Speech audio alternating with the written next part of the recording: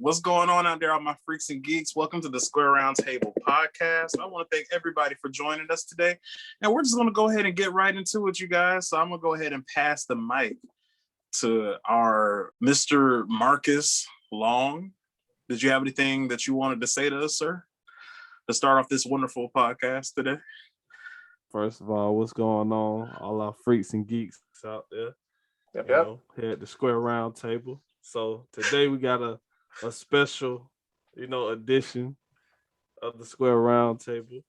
We're gonna be talking about a little villainy, about our villains. Okay, all right. With the most recent movie about villains, it just debuted about a week ago on HBO Max and in theaters. So if you can, go check it out. Not sponsored. Not sponsored at all, but most definitely this video is about to be heavy on spoilers. So just if you haven't seen it, check out now. Yeah, so definitely watch that before you watch this video. But just before we even get started, I just want to ask everybody here, what is your definition of a villain?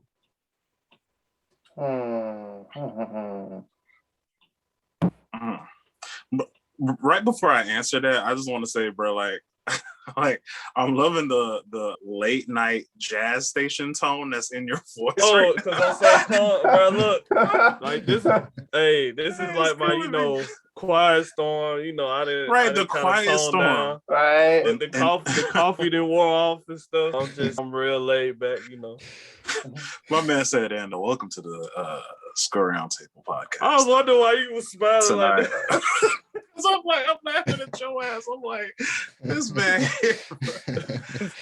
We're holding it down for the 99 and the 2000 on the Square Round Table podcast. Oh my gosh. If you're looking for all your nerdiest stuff, you can come here every night at 10 o'clock at the Square Round Table podcast.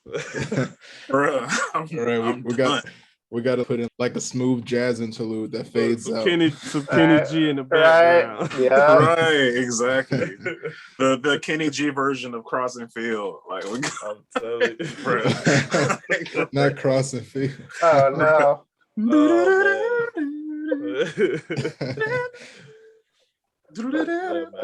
I appreciate that though. You caught what I was doing. I appreciate that, man. It's all good, man. I see you trying to do it for the ladies out there, man. All the nerd girls out there. I feel it. Oh my gosh. Oh my goodness. But yes, I digress. But yeah. And the question was like, what is my definition of a villain? Yep. Yes, like when you hear the word villain, because it's such a broad word, it could mean so many different things. Nowadays, because we had so many interpretations of what a villain is, and we have history from what we've seen. So when you hear the word villain, even if it's something like, what's the first thing that comes to your mind? What's a villain that personifies that definition? Just what does that word do? When you hear it, what does it hit in your brain? What does it make you be like, oh yeah, that's that? You know what I'm saying? Maybe that'll help smooth out your definition a little bit more.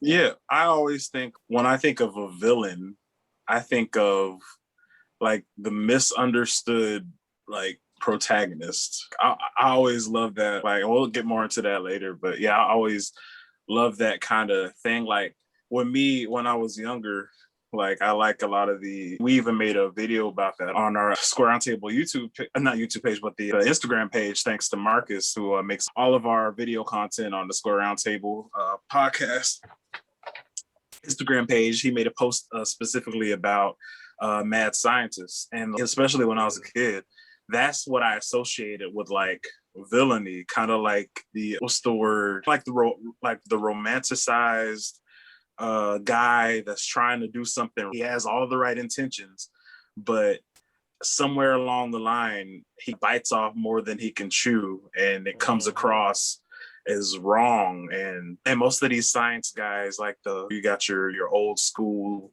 one, specifically Mary Shelley's Frankenstein, Dr. Frankenstein. There are guys that have they have the whole playing God thing where they create human forms of humans and all this kind of stuff. And that's almost like Bruce Banner in a way, almost. But yeah, that's always what I thought of. It's like villainy. I just always look at that archetype of character. Okay.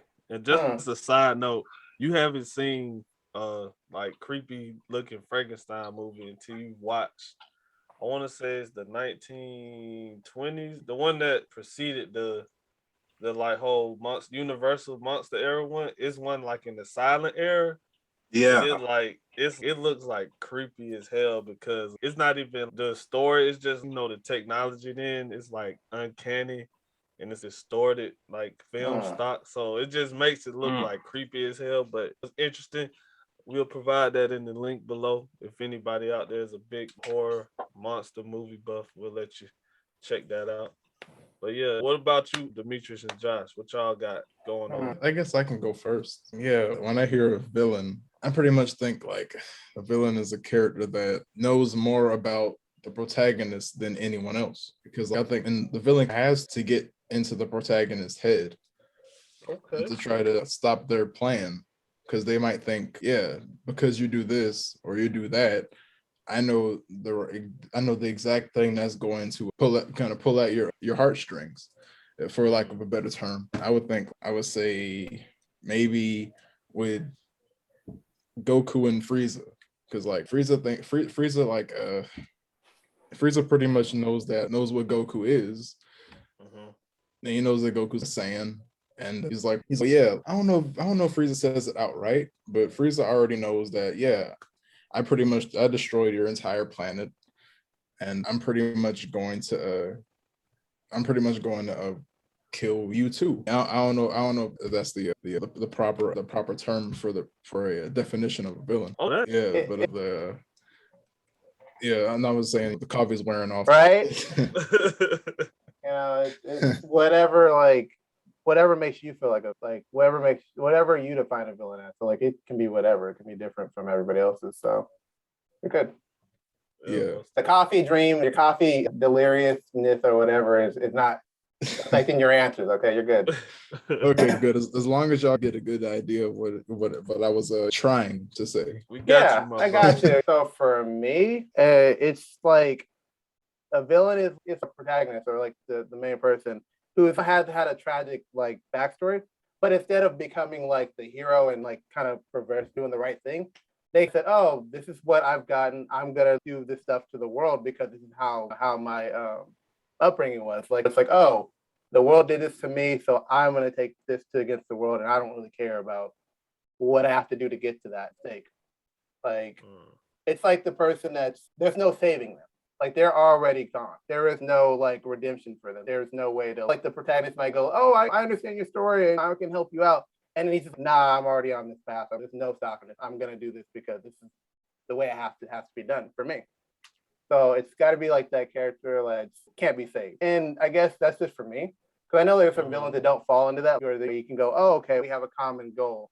So I'm gonna work with you or whatever like that. But for me, like the ones that I like think of like villains or like people like that are those people that cannot be saved. Like they're stuck on that path and they're gonna do evil things because the non-redeemable like villain.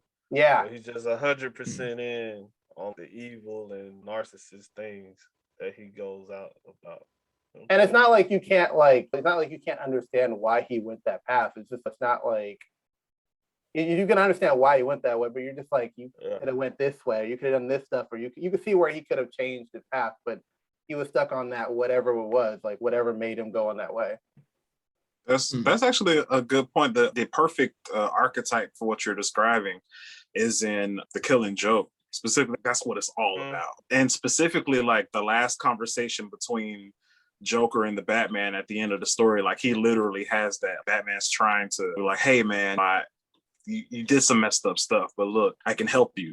I understand because my parents died and I'm out here acting crazy, blah, blah, blah, blah. And Joker's literally, it's such a cool thing because it's like the one time Joker and he's not acting crazy. He's just, look, man, like, I just want to be me. This is just, and he literally is like, nah, it's too late. But hey, you want to hear a joke? Like it's really cool. Yeah. Like it's that's like the one time you see Batman like laugh and shit. Like genuinely laugh. So that's a good one. Have you guys read the whole comic? No, I've I got, never I got read you it flat like out. all the way through, Yeah. but Mhm. I've watched videos on it. Of course, I've seen the animated version of it, so Mhm. I know exactly what you're talking about. Yeah, I know what you're talking about too. I've read some of it, but I haven't read all of it. I know how it ended and stuff like that, but I haven't like read it all the way through. And I watched the animated version of it too. So Yeah, and that's a good point too that you make, that you were using Batman, because I was gonna say a lot of times villains are just like a mirror image of a hero, of that hero who they're facing. They have to be good enough, but not that good just to match the hero that they're going up against. If like Superman, main villain is Lex Luthor. He doesn't have superpowers, but he has the intellect to fight Superman, and that's how he can outdo him sometimes. You know what I'm saying? So it's always that quality that they have over their hero, but it's also that quality is also like their downfall most of the time, and why they always defeated, which is a thing with villains. They always have to lose, and it has to be a reason behind it. And when I always think about villains, like I said, since it's such a broad definition, I always apply it where the villains a lot of times could be the heroes that the villains are facing, because sometimes these superheroes will do whatever it takes to try to save humanity, but sometimes it really is hurting humanity. So, in a way, they become the villains. And then when they do go down that path and they don't turn back, just like the crazy thing with Batman. Batman is literally one kill away from being a villain, because he says if he crosses that line, he can't come back. It just, the word is, it's not a word that's tossed around, but it can apply to either the hero or the villain. It just depends on what path or trajectory they go on to go down that way. So you all gave great points and great definitions, because that's exactly what I was looking for coming from my guys over here. I'm a team villain person. I love me some good villains. Totally. But what? But I was gonna say, it's just interesting. This is an interesting point. Like, what a hero is and what a villain is totally depends on your somebody's perspective. Basically, because pretty much in this podcast we're going to talk about Suicide Squad, and I just thought it was really interesting how the what's his name? Peacemaker. Peacemaker. Yeah, like Peacemaker. I think it's interesting how Peacemaker saying, "I'll do whatever it takes to keep the peace," and he in his own head thinks he's serving his country and this and the third, but to someone else, or depending on who he kills, he's a villain.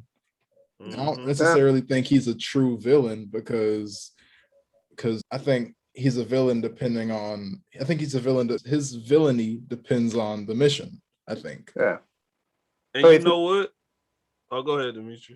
So I wouldn't necessarily. Could you consider him an anti-hero? Like he kind of like he kills because, like, what I'm trying to say, it's like he does things in the goal of getting peace. So like it's a good thing, you know what I'm saying? You're going for peace, but like the way he goes about it is more like not hero, or not really like villain. It's like more of an anti-hero like kind of spot, maybe. Like I'm trying to say, I like wouldn't. You know what I'm saying? It's kind of. That's a hard one to kind of say. Well, yeah. The only reason I wouldn't call him an actual anti-hero, he's definitely a villain. Like, he's a villain because of like his just pure savagery, because what he does, I think what he does is he's a villain that lies to himself, really. Yeah, that's what I think it is. That's a great way to put it. Yeah. Because he says he does what he does to keep peace or whatever.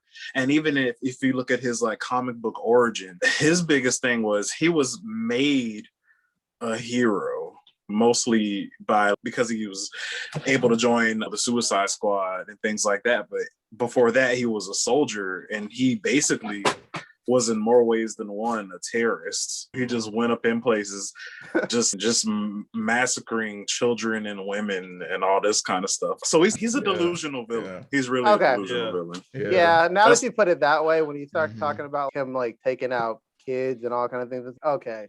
Yeah, that moves you away from anti-hero, because they're still aligned with anti-hero. They'll kill and whatever, but There's that line where they're like, it's oh, still, it's still they're a like line. they're like kids. They still have a moral. We're not gonna do that. Interesting kind of point because somebody brought it up. I forget where I heard it, but I was like,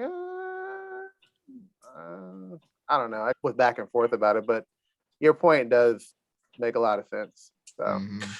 Now, with that in mind, I don't know because they are working on DC is working on a Peacemaker TV show with John Cena. So he's gonna have a television show spinoff. So I don't know where they're gonna go as far as, but from what I've seen in Suicide Squad, it seems like he's gonna be that same kind of character. Like I said, he's this dude that's just like I said, he just loves to kill people. He's just one of them dudes. He don't care. Like I said, if you were, I don't know. Like I said, he was willing to kill, you know what I'm saying, like his own teammates because of some stupid mess. He didn't even try to talk it out. Like he literally could have talked that out. Yeah, and he just was like, "No, I gotta kill you." He stabbed my man in the chest. In the heart. Because it's crazy. It's like he does the mission regardless of the whatever he has to do. If the mission's, hey, let's not let this stuff leak out. Somebody's, hey, let's make it leak out. Doesn't matter who it is. You're done. No. X'd out. Like he will complete the mission to the 100%, and he might even go extra large and take people out that aren't even involved. So yeah, he's insane. Like I was gonna say he's a complete psychopath. Yeah, that's what he is. Yeah, he is. Because I think they said, didn't they say like his helmet like has voices in it or something like that? It might be him or it might be another character I was thinking about. Who knows? Whoa. All I know is a man that wears those tidy whities and the strips down to it when they camping outside is a psychopath. Yeah, I knew at that moment he was crazy as hell. He's crazy. I knew that.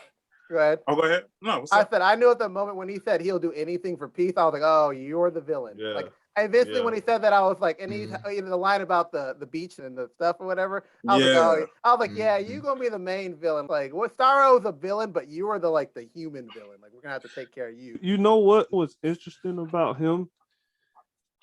He's almost what Captain America in the MCU would be if he would have stayed like with the government and did what they were telling him to do. I'm doing it because of the mission. And he one of those people that lose themselves in the mission, the so-called mission.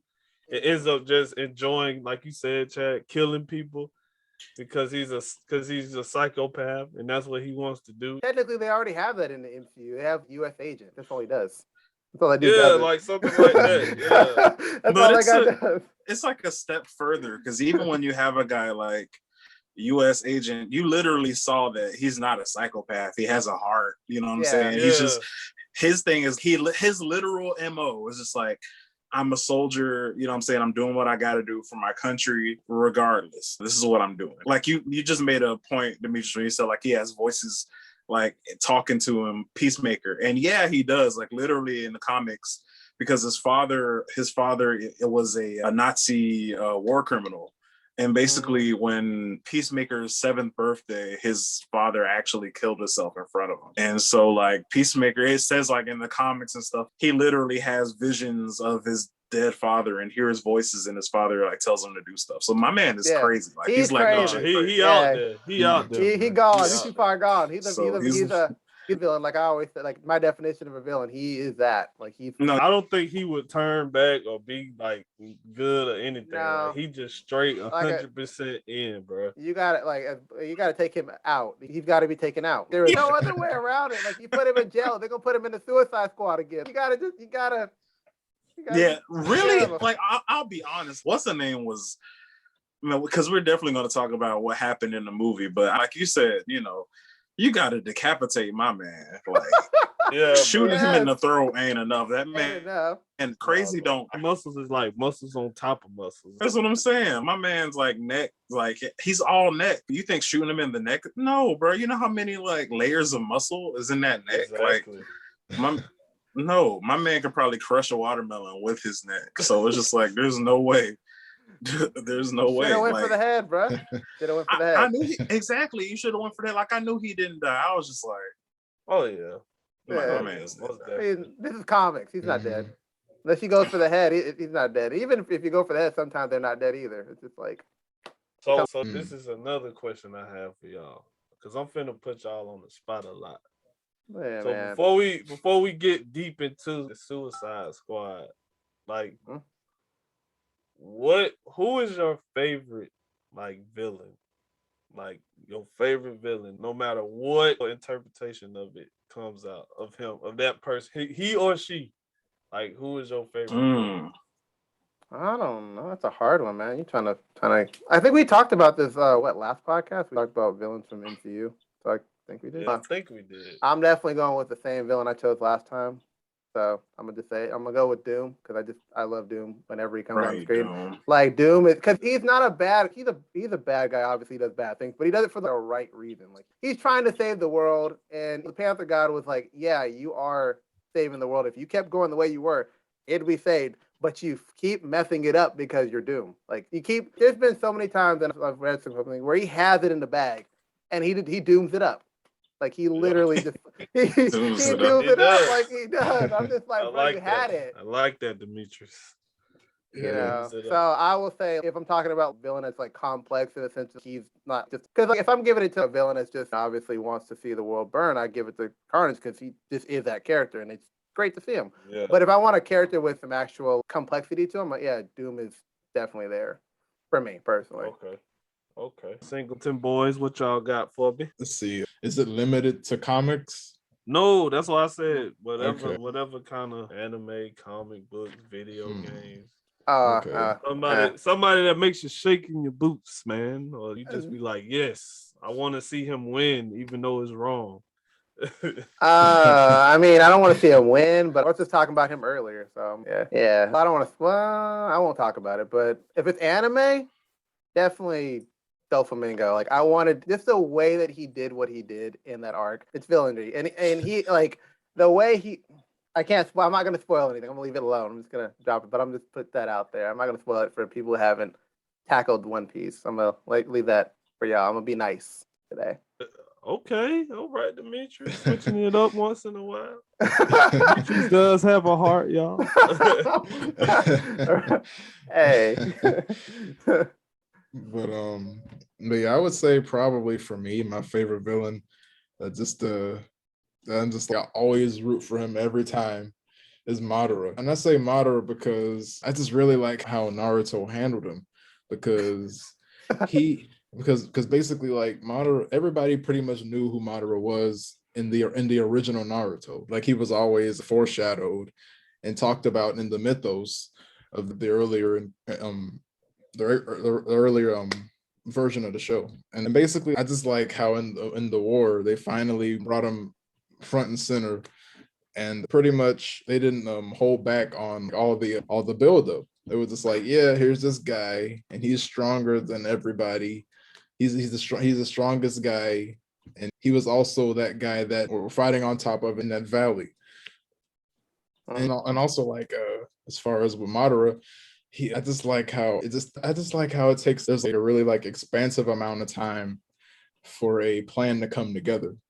Like I always liked how Madara planned how to mature his Sharingan over time to be able to do what he wanted to do. And I don't want to spoil anything. He matured his Sharingan over time to do what he needed to do, and he didn't finish doing it until he was an old man, and he just totally planned it out. And this is almost like it just made it just the writing made it feel like Madara was pretty much the reason why everything happened the way it was, unfortunately. Because I don't want to spoil anymore. Yeah, I was about to say you're getting real close to that spoiler territory. Yeah, but I agree. Madara's that dude. Like he really Madara's that guy. He's like probably the one of the best things about like that fourth grade Ninja War arc. Like when he came out and just displayed his power, I was like, okay, yeah, I'm interested. I'm 100% invested in this right now. Like I'm there. I hadn't been this invested since the Pain arc, but here we are.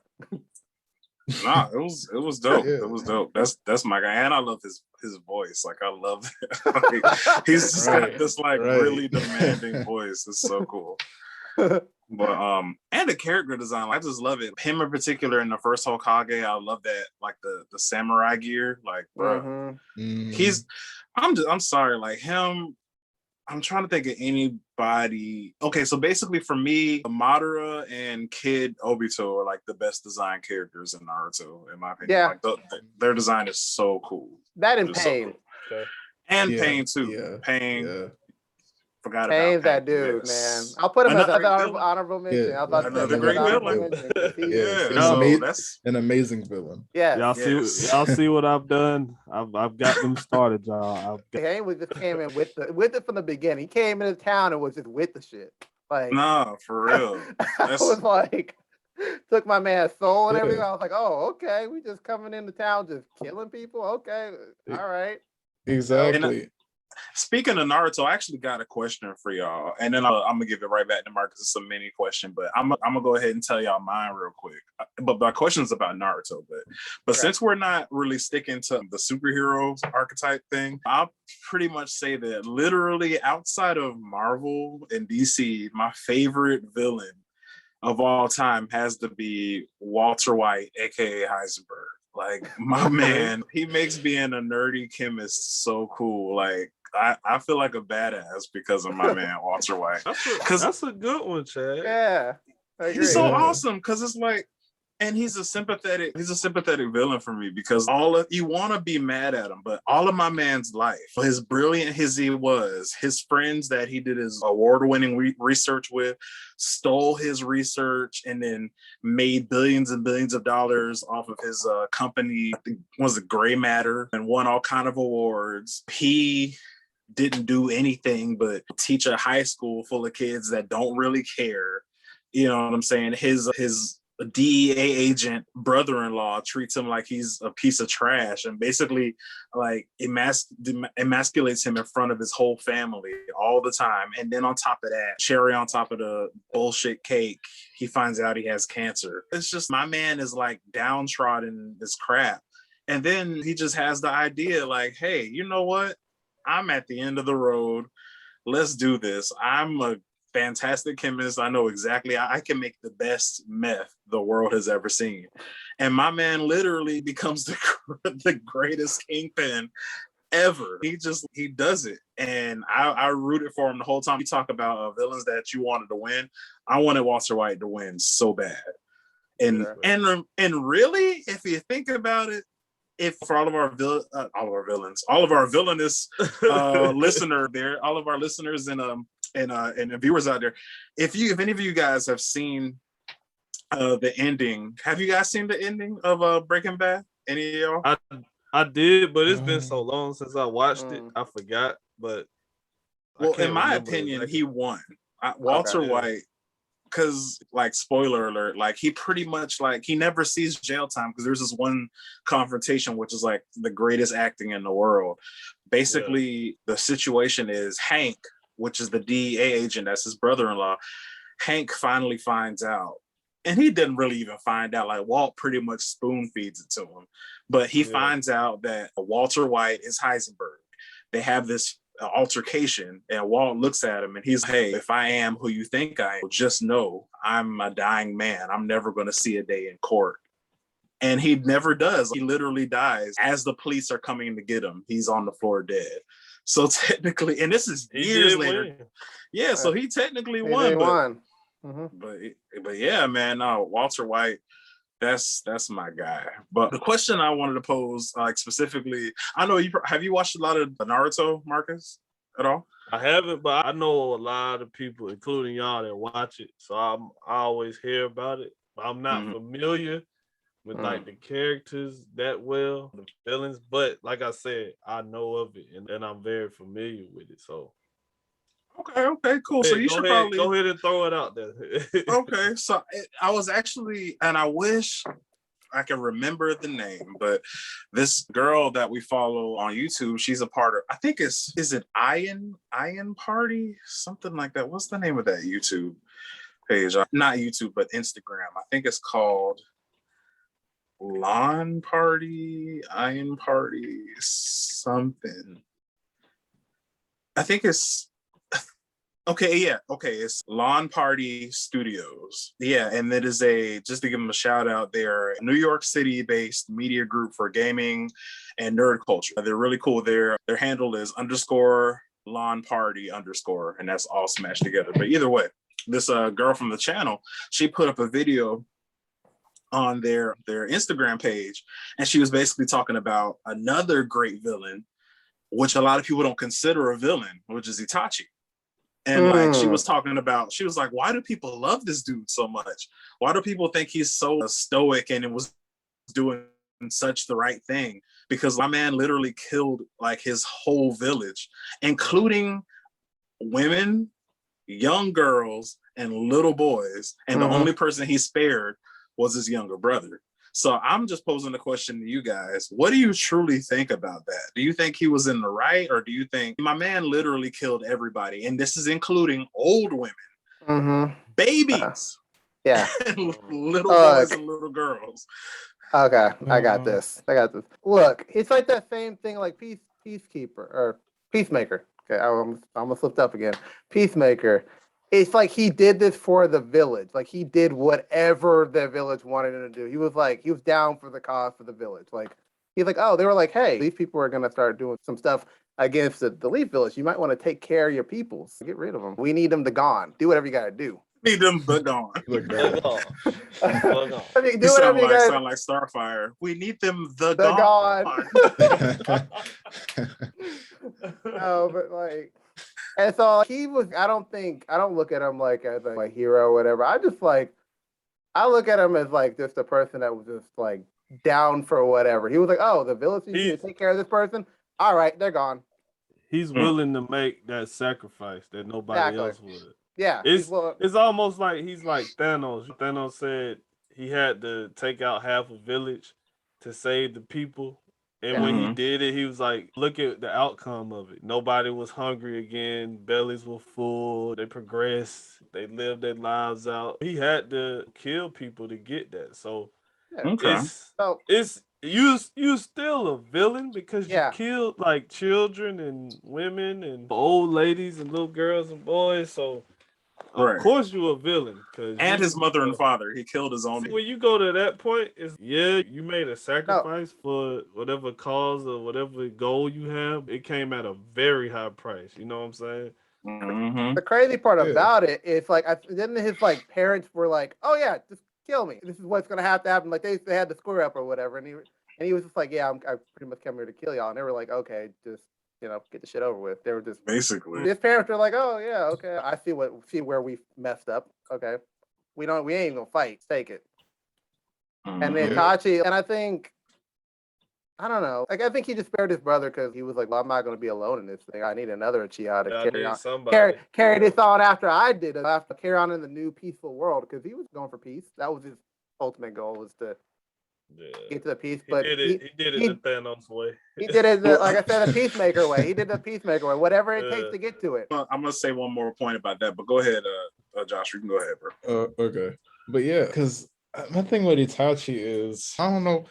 I mean, it's weird because like people say he's a hero because they talk about how the Uchiha clan was going to stage this like this revolution against the Hidden Leaf Village, and stuff like that. But I guess the other person, what was her name, Chad, that you mentioned? Oh, the Instagram page. Lawn chair. Lawn party. Yeah, lawn party. Yeah, they pretty much. I think they think that Itachi's a villain because they look at what he did at face value.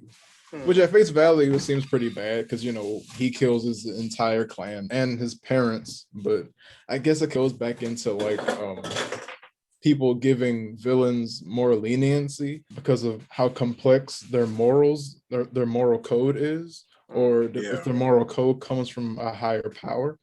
Like, because basically the third Hokage pretty much told Itachi to do that. Yeah. So people are just like, oh, okay, because the third Hokage, he's a good guy. And the Uchiha clan, they're obviously bad people because they're doing this. Or with Thanos pretty much has, I would assume, like an entire written text on why he snapped his fingers.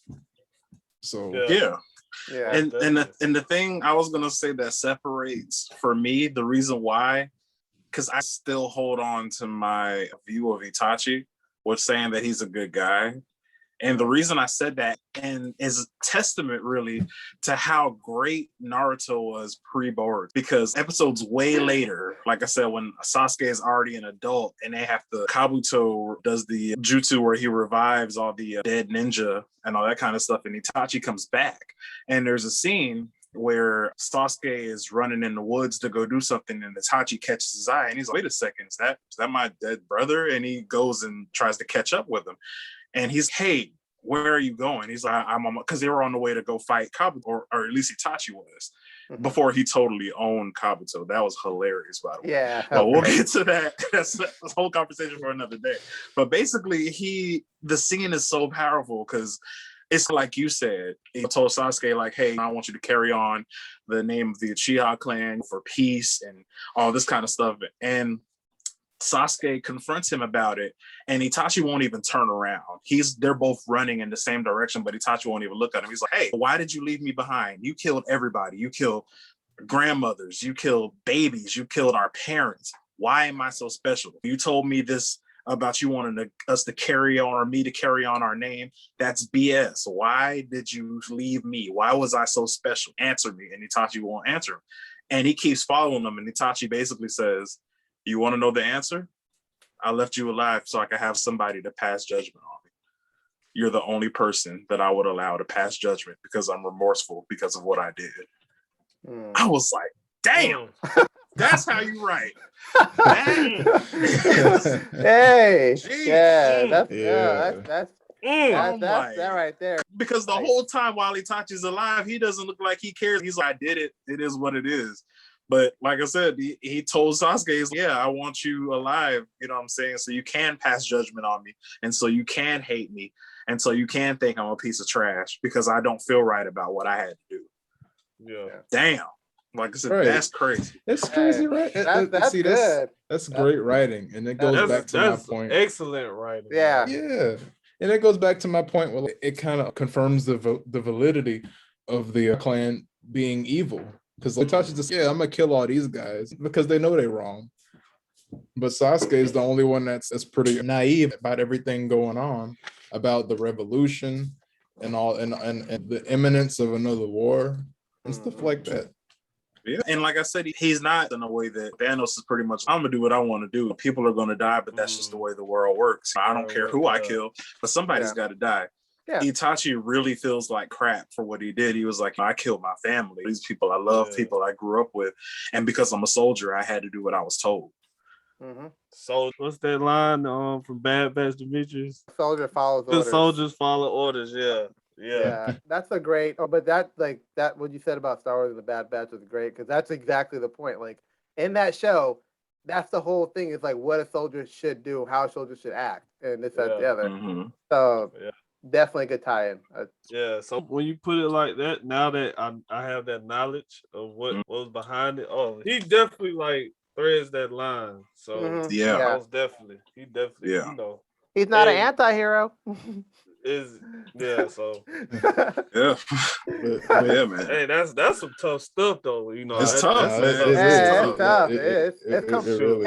It's what you call complexity. Okay. Yes. Yeah. And just something like that, it just shows you how rich you can make a character that's supposed to be the villain of the story. How rich you can make that character, and how the roots can be put into the ground for them to just flourish, and where you care about them, but is that some bad is going to come out of this, or is more to them? Just like going back to your point about Walter White, Chad, he's supposed to be the bad guy, but at the same time, you feel bad for him because of the path he had to go to get to that turn, because he's actually a trope of a kind of villain that came about like around in the 90s, that stay-at-home villain, where it was the guy who worked in corporate America, and corporate America kept screwing him, and he finally had that day where he was just like, you know what, fuck everything. I'm just going to take it into my own hands because I've lost faith in how the government runs, how these jobs are,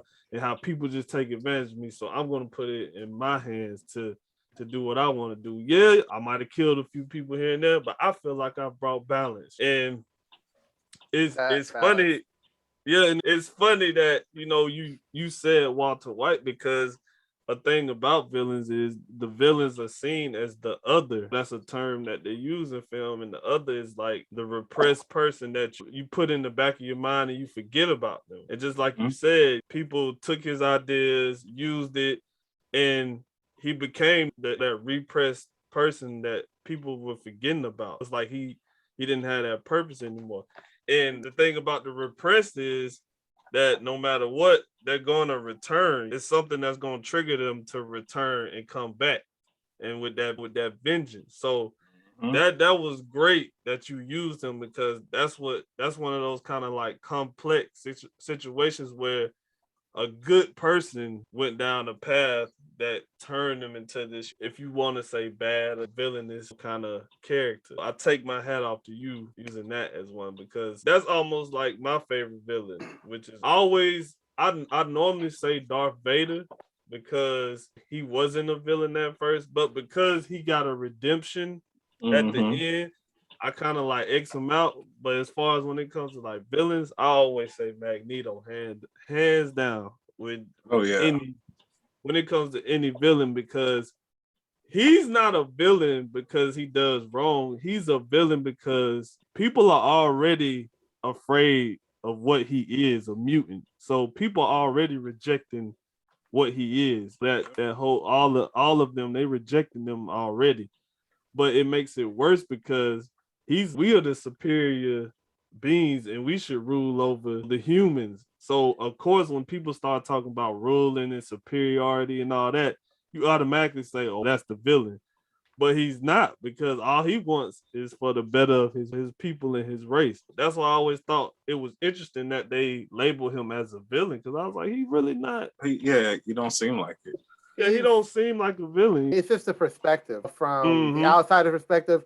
I'm not gonna lie. He does some questionable stuff. Some messed up stuff. Like if we talk about anything, obviously the best or the stuff is like from the movies and stuff like that. He does some messed up stuff, and even in the comics. But if most people know him from the movies, but he's done some questionable stuff in the comics. Like even in the X-Men animated series, he did some stuff. I was like, oh, I'm gonna have to turn this episode off because he doing a little too much. And in that same vein, like when you talk about, because I fit him more into like basically the anti-hero category, you know what I'm saying? And when I think about like anti-heroes, like the best anti-hero that comes to mind has to be Spawn. Okay. Because his story to me, because me and you were talking about earlier today, the HBO series that really sucked you from the 90s.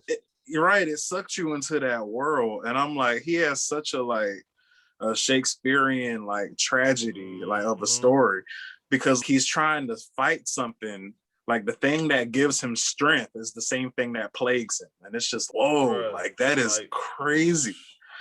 That's insane, man. So it's just like when you talk about, because you could really look at it in that way, like you can, depending upon like your views, you can see him as the villain, you know what I'm saying? And I think in some ways, sometimes he is, but more than not, Al Simmons is a good guy. You know what I'm saying? He's a soldier and all of that kind of stuff.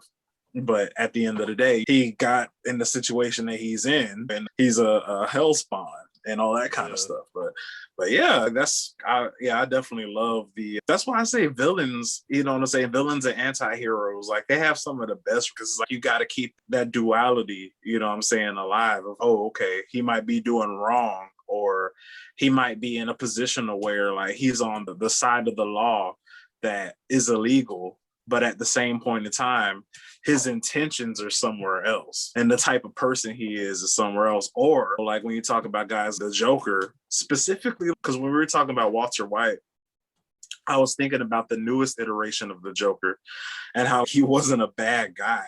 You know what I'm saying? He just got kicked.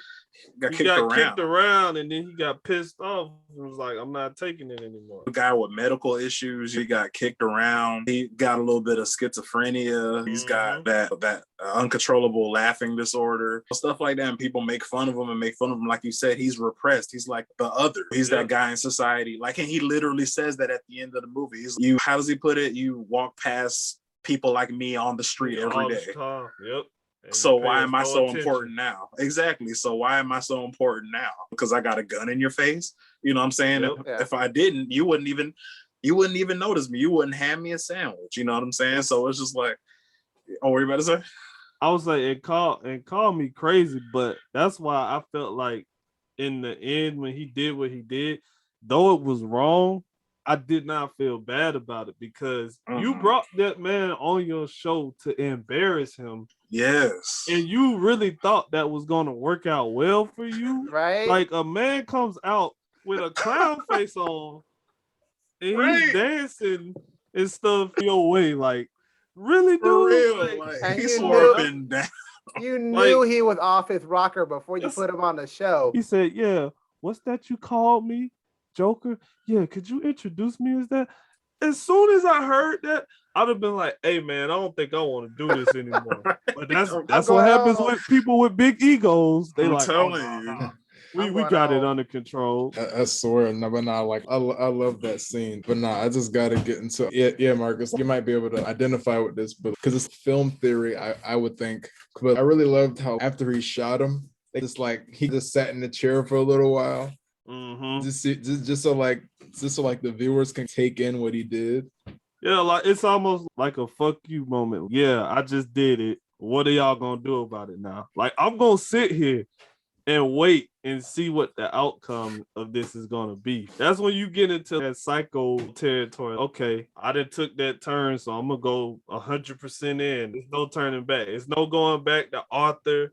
I'm no longer Arthur anymore. I am the Joker now. That's who I am. I'm not going back to the guy that gets beat up on the bus or you walk over or you call him a nobody and all that. He said, that's out. So that's just one of those, and that's crazy because that's a film that's made for a character that's a villain, but people love it because, like you said, he was just a guy that was misunderstood. And that's great that we brought up that point because when it comes to the Suicide Squad, a lot of the people that are part of that team are some of them are like, yeah, they psychopaths and they just straight killers. But then you have some of them who are misunderstood people or who just got in bad situations because of their upbringing or had to make tough decisions to survive in the world. And they just got caught up and they got put in that lane of villains or bad guys, as they say. So right. That because that's basically what the team is made up of. It's almost like it's a team of misfits, but literally, the misfits are killers and people who can control rats and a whole shark. I'm saying a whole shark. You know, right? A shark man. See, that's a reason why I would never want to be in the DC universe or a Marvel universe because they got a giant shark man creature thing that has no intelligence, so we just eating people. I'm good. I'm good with. I'm out as soon as I see him. I'm out, bro. Like before that, I'm like, oh, they got King Shark doing something over on this side of the world. Oh, I guess I'm going this way to work. Please, I ain't messing with that. Just like our summary of how we summed up all these villains and all these archetypes. How do y'all feel about Suicide Squad and how they did with taking villains and they putting them on like a team? But at the same time, they're the heroes who got to save the day at the end of the film. But after all of that, they still have to go back to being either they locked up or they letting them back out into the world. Ain't no telling what they're going to do. Like one of the villains literally says, I'm a superhero because he's saving people. I just think, I for one want to say DC was smart as hell for going and getting James Gunn to direct a movie like that. Because that's right up his alley. Yeah. So big time. I just love how he handles characters that come from comic books that you don't take serious and almost like a gag. Like Polka Dot Man was literally made he comes from that era of comics where it was like the Batman and Robin comics where it was like made to be more silly and campy. And he was one of those characters that, okay, it's a man who can throw polka dots at you. Okay, yeah, that's funny. It's for the comedic laugh. But now in 2021, they give him way, like, you feel sorry for him. If he doesn't let the polka dots out, like, he's going to die. And it's because his mother experimented on him because she was trying to make him into a superhero. And all that kind of psychic stuff, it plays with your mind because that's why he's fucked up, because you got your mama doing stuff to you so you can be like something and it comes out bad, you know? So I just want to take my hat off, you know, that. No, he did that. Yeah, you can take a character like that and handle it so well. That shows that you care. You actually care. No, for real. And side note, before we continue, can we please just take a moment and appreciate how thick my boy's mama was, though? She was like, oh yeah, she had them hips, bro. I was like, dang. I'm like, every time he would see her, I was like, dang. What? I was like, okay, mama polka dot. Jeez. Oh my god. For Demetrius, don't lie, bro. She had them hips. Mama polka dot had the hips that don't lie. I mean, I'm not gonna say nothing to that. I wasn't gonna bring it up here. Since we're here. Hey man, this is what we do. This is what we do at the Square Round Table, man. We love the hips. We love the hips and the dips, baby. Come on, man. I mean, yeah. I'm telling you, man. Yeah. It's I was gonna go off of the James Gunn point. He said it was a slam dunk. He like literally did really well with Guardians of the Galaxy. Like he brought a team that nobody takes seriously and made him at least a good movie. That's what he was good at. Like him being like over the Suicide Squad was like a slam dunk. Like he does that for Marvel, makes team up movies or whatever, and does them well. Literally the same thing with Suicide Squad, just a group of villains. So it was a perfect move, and I will say that's probably the best move DC that has made in the last couple of years. Like the best move they made. Yeah, I would say that too. Yeah. Scooping him up. You said what? I said scooping him up and was like after Marvel was like, oh yeah, you're gone. He was like, DC was like, come over here, make a movie. We got this Suicide Squad thing. Do whatever you want with it. Like right. And he really did. He did, because the fact that and it's the little things, like the fact that Bloodsport actually wore his mask was just like, yes, thank you. Yes, because a lot of times with these characters, even with Peacemaker, like the fact that they actually kept the toilet bowl, as they called it, on his head, it's like, you know, normally in movies they like, oh, that's not gonna work on film, so we'll let them wear it for just the continuity and just to show that representation of the character. But yeah, take it off for the rest of the film, because in the first one, it's cool, we get it, it's Will Smith, you want to see his face, but look at Idris Elba, man, that's a good looking dude, but he still had on his mask, so. Right. I mean, we come to a superhero movie or a super villain or whatever you want to classify this to see the costume, the comic book accurate costumes. That's what we come to see these movies. So give us that. And James Gunn was like, here you go. I'll give it all to you. Like they stand in their costume the whole time. Doesn't matter what's going on. They talking in. I think there was a couple of scenes where like they were in the club, I think, or whatever, and they weren't in their costume. But which is my favorite scene. That was my favorite part. Like just to see them have fun, you know. That was, I love those just those little moments where it's, we just having a good time for once. We ain't got to worry about all the other shit in the outside world. But I just have to bring up. I feel like one of the worst like examples of constantly having to show the actor's face instead of showing the actual helmet is with Iron Man, because in every Iron Man. Like whenever Tony's in the costume, they have that little thing where they show you like the little display, like inside the helmet. They do that every time. They do it so much. And whenever he has to talk, they're just like, "Hey, let's go inside your face." Or whenever he's talking in a big group, they remove like his face plates, and he's like talking to like this conversation. I'm like, you could have just kept that on. You don't have to reveal your face like that. Yes, that's a great example to use, Josh. It really is. And can we? Oh, go ahead, Josh. I was gonna say, I know I'm not crazy, but I think one of the biggest like scenes with Iron Man in the movies is when he's actually just talking or interacting with somebody primarily just in his mask, is when I forget which movie it was. I think it was the latest Spider-Man movie where Iron Man, where I think it's like Peter with the bridge.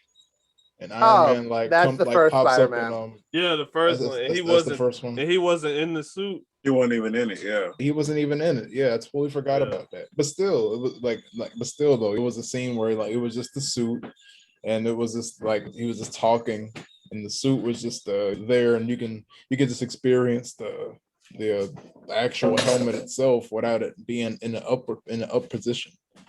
Yeah. Yeah, most definitely. Man. Like when he phoned in his Iron Man performance in that movie, he was like, "Yeah, I'll let my robot do it. I'll talk through it." You know, it's me phoning it in. Let's not get Dmitri started on Spider-Man and I know, right? We'll be here a whole another 2 hours. Right. Yeah, that's why I was like, that's why I halfway didn't want to bring it up, bro. Yeah, we ain't gonna talk about. This ain't gonna be a podcast where we talk about Spider-Man. I swear. I'm gonna leave it alone. Yes. But to your point about the helmets, that's the uniqueness of those characters. It's greatly appreciated to see that on screen be played out, and it's a pivotal part of the movie. But I just wanna say another thing that I loved about Suicide Squad was this is probably the most comic book accurate version of Harley Quinn that I've seen. It is. Like that was Harley Quinn in the movie. And I love how he handled her, and he really brought her almost down to earth and gave her more personality, like the part where they went to save her and she was like, she seen them and she was like, "What are you guys doing?" And it was like, "Oh, we here to save you." She's, "I'll go back in there if you want to do it." Like that was, that's Harley Quinn. She's one of those people whose sanity is on the line of like insane, but intelligent as hell and goofy. And I really appreciated how James Gunn didn't take the route that they were doing before and tried to like over sexualize her and put her in show her booty one heels time. Yeah, and have her in short shorts, because that's not what makes Harley Quinn. She, in the comic books and in the animated show when she first came out before they reimagined her, she was in like a onesie. So it's like, when was Harley Quinn like over sexualized? So I think that's recent depictions, right? Yeah, that's the most recent of it. Yeah. And that's why I appreciate that he didn't make that like a focal point. Yeah, she's sexy and all that, like how she got dressed up and stuff when she was with old boy and all that. But at the same time, this is somebody who has to run around and fight and actually have combat. I really appreciate how he handled that character, because I love Harley Quinn. That's one of my girls I love that's a villain. Her and Catwoman in the DC. It gets down when they need to. No, definitely, man. I agree. Like the biggest thing for me, like you said, with the sexualizing thing, it wasn't such a focal point, because I remember in the first movie it was a whole scene. Like it was meant to be sexual when she first got her clothes and she was changing on the right in front of everybody. Yeah. Mm-hmm. And all the guys were like, "Whoa, oh man, it's a woman taking yeah." No, it was so bad. Yeah, what was that scene?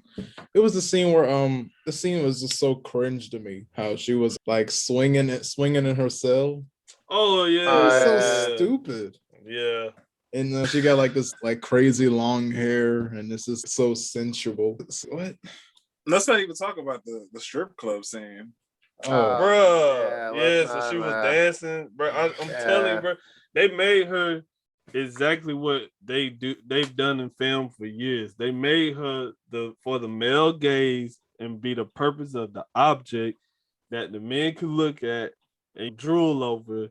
And she really doesn't have any kind of like real purpose. And that's just a problem that's in film. Women are always put up to just be looked at, because they say men are the ones who watching the film.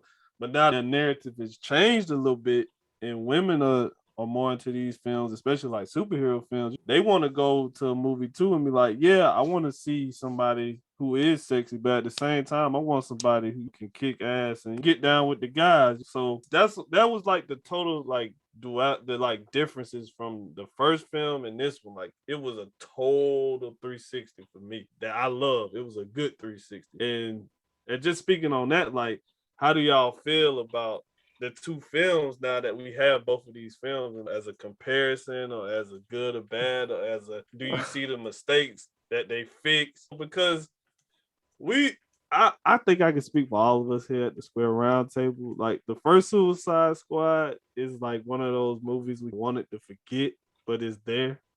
So you gotta, you gotta deal with it. And it's It's the first Suicide Squad. It was like the prototype. Like we're gonna just put it out and see how people like you'll feel about it. And then whatever they do, we're gonna do better. We're gonna make the better product of it. Because that's what they did. They were like, oh, y'all didn't like that Harley Quinn wasn't a prominent character. Let's give her some actual depth. Oh, you didn't. Some people had a thing about Rick Flag, but yeah, you didn't like Rick Flag's weird thing with Enchantress. We're removing that whole plot. That didn't happen. that didn't happen. You want That's funny because they don't mention that at all. At all. In the new film, like remember what I told you. Remember I told you it's a film that where if you saw the first one, you can understand the relationship between Boomerang, Rick Flag, and Harley Quinn. You understand that. But then if you haven't, or if you didn't like it, you haven't seen it, you can go in there and go, oh, they just must have had other missions or whatever, and they've been in the game for a bit. So it works in both ways. It's like a movie that you didn't have to see the first one to really enjoy. You could just go into this one. Because I told one of my friends, I was like, yeah, you can go in this without even seeing the first movie. You can scrub that out of your mind. Because they were like, oh, is Joker in it? I was like, happily, no. Yeah, and the thing with me about the movie that I like so much, like DC has a trend of making their setting nighttime. Like they always, so that's one thing, and that's just like visually, you know what I'm saying? I liked how you got to see, like when me and Joshua were watching it, the whole time I was just like, I love this. Like I love these vibrant colors, I love everybody. I love the color choice. I love the palette, you know what I'm saying? I love the transitions that he used making. Yeah, exactly. So that in itself, but also it's just, it seemed like this movie, and we always talk about having, like, knowing what the assignment is. And with this movie, it seemed like just in tone, it knew what it was and what it wanted to do. Yep. With the old Suicide Squad, it was tonally all over the place. Like, it was like, number one, exposition took too long. I said that it was like everybody didn't need a backstory for this movie. Yeah, they dragged it out, man. They dragged it out even with what was the fire guy? Was it Pyro? That was his name? Oh, L something. Yeah, I don't even know. I think it was see that tell you El Diablo. Right there. El Diablo. El Diablo. Like the fact that you can't remember somebody, that tells you. The crazy part about the first Suicide Squad, and I'll say this with the line of when Rick Flag introduced Katana, he literally went on a whole monologue to everybody there, as if the viewers were like, "Oh, I don't know who that is, so we're gonna just tell you what she is. Oh, her sword can do this stuff," and they were giving her thing out. I'm like, dude, she's entered in the last 30 minutes of the movie. I don't care. She's gonna do. I don't care. I'm good. It's the last 30 minutes. At this point, I'm already checked out. I'm just trying to see where this thing goes. At this point, exactly. And the end.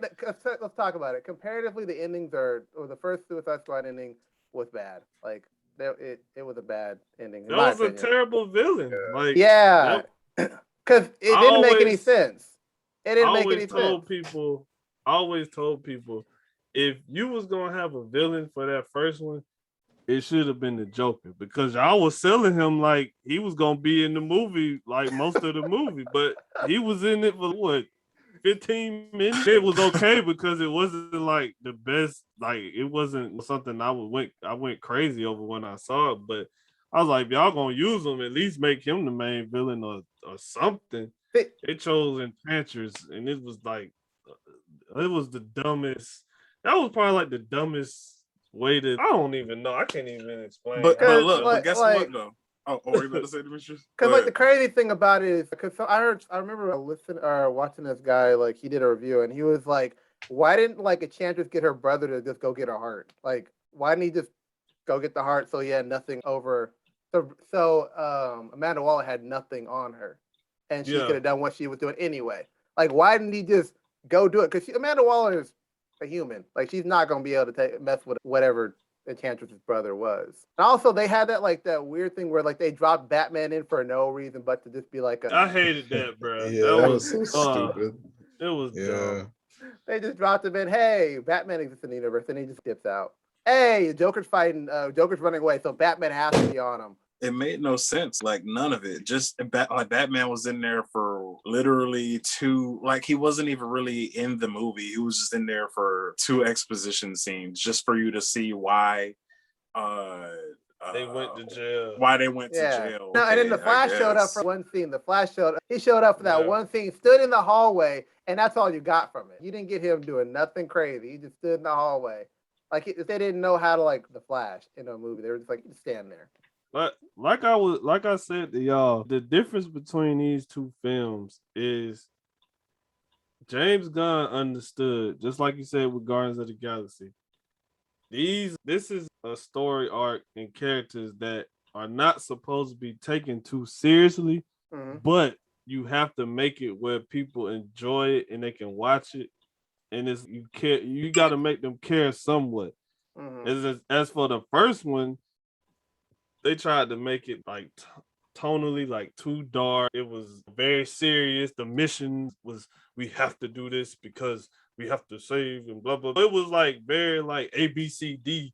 Whereas with this one, it was like it's a mission. It could go left or right in a matter of seconds because they're all over the place. And that's what happens when you get a bunch of crazy ass people on one team. Anything can happen. Whereas in the first one, it was like structure and this is what you're gonna do and you're gonna do this because of this and that.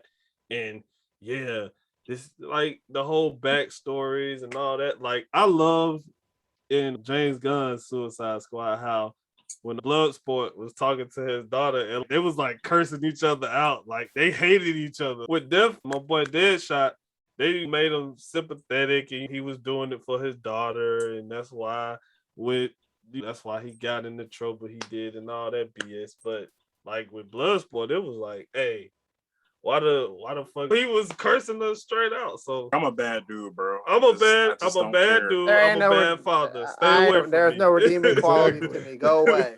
Yeah, and also I like how with Bloodsport, his whole basically what you were saying. They tried to explain too much why Deadshot did what he did, and they wanted to make him like this tragic character. But with Bloodsport, they made his whole thing implied. They're just like, yeah, they gave him a little bio saying, yeah, he was trained to do yada, and they just tried to like get the viewers to piece everything together. Which is it's a term they use. What is it? You instead of showing it, you can just tell it. You don't have to show it all the time to get the point across. You could just tell if you do it right and you just put the certain words and phrases and drop them there. We not slow. We can figure and piece it together. Okay, this is what he does. We don't need you to do a flashback and when they said yeah, he put Superman in the ICU with a kryptonite bullet. I was like, that is badass, and like, I saw it in my head. Like I don't have to see a flashback to know what that was like, because we all know Superman's weakness is kryptonite. So of course, if you get shot with a kryptonite bullet, he's gonna be messed up. It's there. You don't have to like do the whole thing. It pulls us back and it's all fuzzy and we don't need all that. But my thing is, even with that, none of it. Like I'm gonna just use two examples. Like in the original Suicide Squad, like I just want y'all, did any of those flashbacks pay off? I was just about to say that. I was literally the next point I was gonna make. So exactly, because none of them, like Dmitri, you know exactly what I'm about to say. Like none of them flashbacks paid off, bro. At all. And I'm gonna hand it to you. Which one paid off in the new Suicide Squad? Dude. I know which one did. Yeah, I know too. Yeah, I know which one paid off. The Rat catcher. Yeah, man. Yeah, that one. Exactly. They showed. I ain't gonna lie, I almost cried. I almost cried, man. They showed that little flashback that was like pretty much like bruh. Visually, it was done so beautiful. It was like done the way they had it in the background in the window as she was telling it. Yeah, like you just. Oh my god!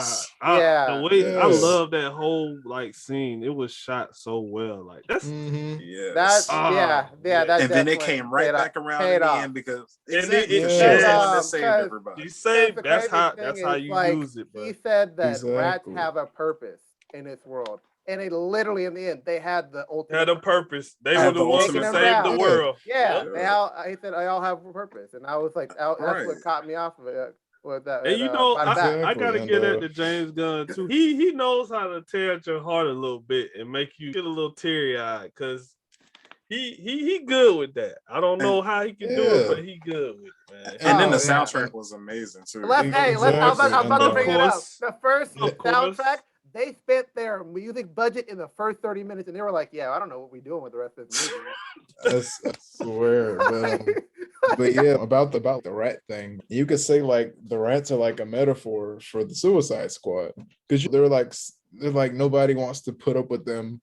They're like scum of the earth. They're like thrown in this prison so nobody can ever exactly like they're the most repulsive thing on earth, and it's like parallel to the criminals that are in jails, specifically the Suicide Squad themselves. Come on, Josh. You killing it, bro.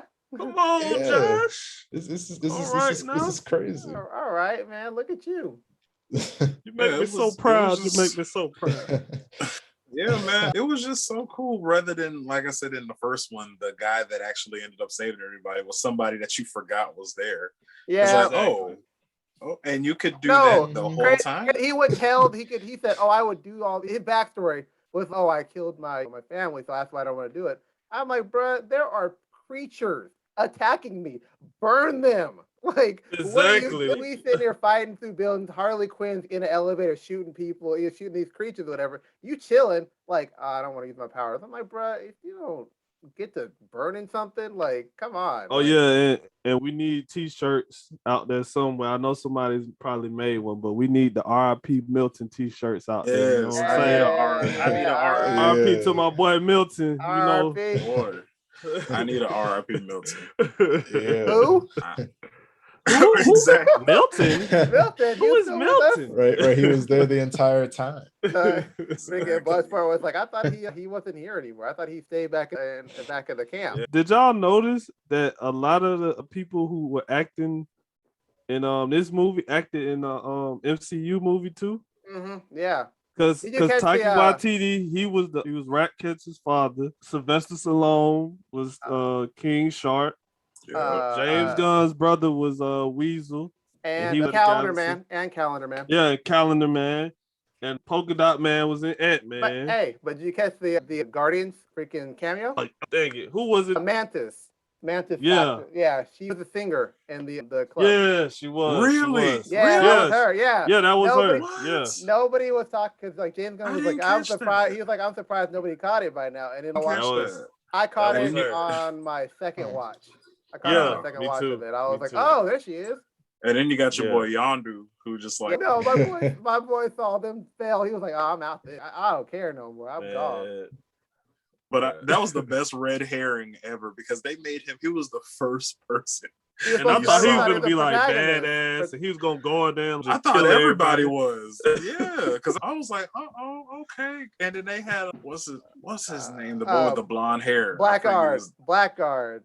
Yeah, I'm like, I can't wait to see what he's gonna do. Get shot in the face. And then he tried to betray him. And then my boy with the javelin, I was like, oh, he's gonna be awesome. And then dead. And then what's her face? Mongol's daughter and whatever. She got burned or whatever. She killed herself. That was. She was dumb as hell. She killed Captain Boomerang. I was like, man. She killed my boy Boomerang, man.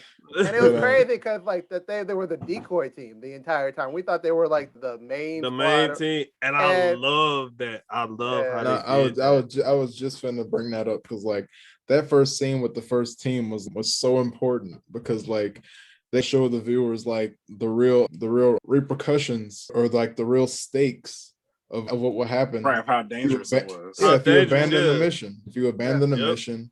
Or if this you know is what happens. Exactly, yeah. Or if you're like that's why I say, and you betray us. And that's why I say that Amanda Waller is the real villain. Like, of course, they fought Starro at the end, but Amanda Waller is the villain in this movie. Oh, yeah. Hands down. Because she literally told my man, if you don't do this, I will put your daughter in prison, not jail. prison, not juvie, prison. She'll be in this with prison right here. adults. She'll be right here. With adults and killers and maniacs. So I was like, bro, even the people who work for us, like, you're not gonna really do that. Whatever it takes, man.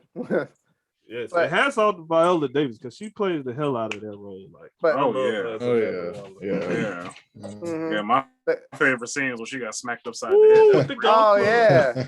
But Tiger Woods, y'all. Mhm. Hey, Yeah. she But hit the- that ground hard as hell. Man, did. for real. But and it also shows how villainous she is because she like picked that decoy team of people that were not gonna make it. Like none of those people. And were she really knew gonna- that. Yeah, she knew And all she knew these that, people weren't yeah. gonna make it. She's like they're expendable.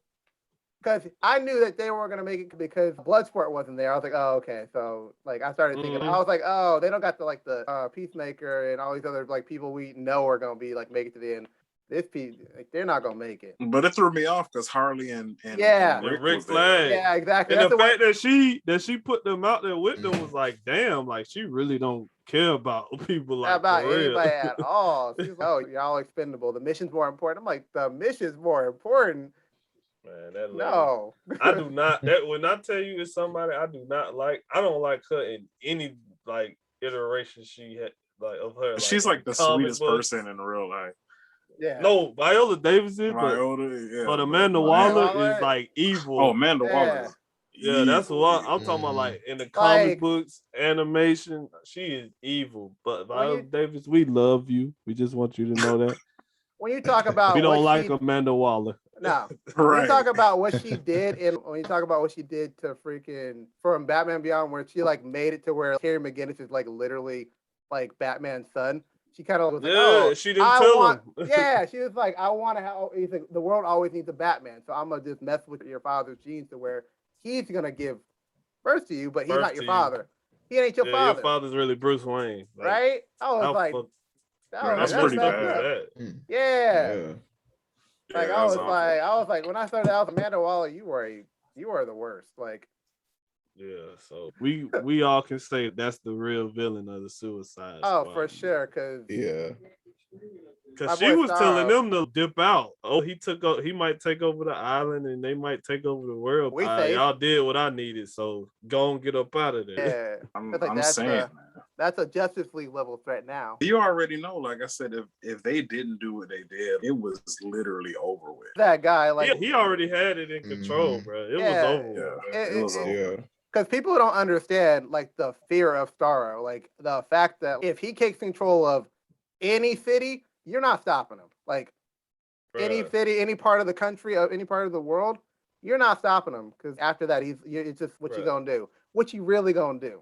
I would be terrified of something that could spit out little versions of itself and latch onto my face and take over my mind and control me. That's terrifying as hell, bro. And the fact that Yeah. there's no, like in this James Gunn version, there was no redemption. If it got you, you were dead when it was. That released. was it. Yeah. Like Yeah. it's nothing you can do about it. I was like, I when I was watching, I was like, man, this makes me like put some more. I always have respect for Star, but like it put some more respect on his name. Yeah, I they was put like, some respect on I his was like- name, I though, was like- definitely. I was like, James Gunn, you really put respect on his name because people were. I saw people saying, oh, he's fighting a giant starfish. This is going to be the worst movie ever. I'm like, chill out. Starro's he's the reason. Starro, Starro's the badass. reason the Justice League came together. He got to be Exactly. something. He That's got to. what people gotta know what this thing is. So and Like- speaking of that, they said I found out today, I was talking to Chad about it. They said that James Gunn almost considered Superman being the I main villain. heard about that. Yeah. And I was like, bro, that would have been interesting too, because Which would have been you know, scrumdiddlyumptious.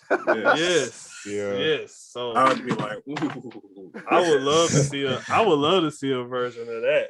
And we you got to know. get my boy Yes. Henry Cavill. We got to get him Most to play definitely. Superman. Like, We gotta give yes. I like need to no give other him a person, chance. no other person can do it. We Like, we at the Square Round Table, we love Henry Cavill as Superman, just so Yes. y'all know. We Mhm. ain't Oh, we ain't one of yes. those people that's Mhm. oh we don't like no, we love Henry Cavill. like I'm a huge fan. Yeah. they need to give him a movie where he can literally just do it. Yeah, like, he's the best since Reeves. He's the Yeah. best. Agreed. Yes, He really yes, is. I He- agree. yeah. like- I'm like, 'Cause man, I was telling Chad, I was saying like if they would have did that I was thinking like the reason why he would be the villain is because he's pissed. Like when he gets out of the ICU, he's pissed. And I'm going to find Bloodsport and I'm going to make him pay for doing this to me. And that's like his whole motive. And of course, when they try to fight him, Superman is Superman. He gonna lay the smack down. But he gonna lay the smack down. Oh, he gonna be, yeah, people gonna be dying left and right. It's gonna be the Suicide and it would Squad be for so real. funny because I can see Harley being like, "What F this? I'm getting out of here. This is not my thing. I'm used to fighting a guy dressed as a bat." It's a little out of my For real. element, bro. It's a little out of my I'm everyday telling you. time. I'm telling you. So does this, because me and Marcus were talking about this earlier today, does this give you hope for the next set of movies coming from the DC Extended U?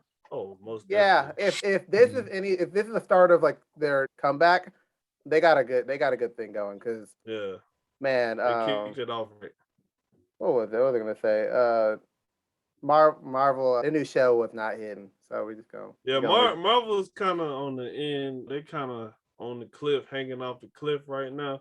Mm-hmm. You know, DC is like slowly clawing Falling their way back back up. up. Mm-hmm. They're like, hey, we're coming for you. We got James Gunn. We coming for you now. Yeah, because even with the stuff they got coming after this, they got the Robert Pattinson Batman, they got the Flashpoint movie, they got the next Shazam movie coming. They bring him, like with the Flashpoint movie, they bring him back Michael Keaton, and they like we said, they know the assignment. I think they finally getting it now. Like after the Snyder cut, I think they seen, okay, we see what the fans, what they want and what they like. Let's try to like go in that direction. I really do feel like they're trying to do a little better, because I ain't gonna lie, I didn't know what to expect with this movie, because I was like, bro, they got 20 characters and I know some of them are gonna have to die.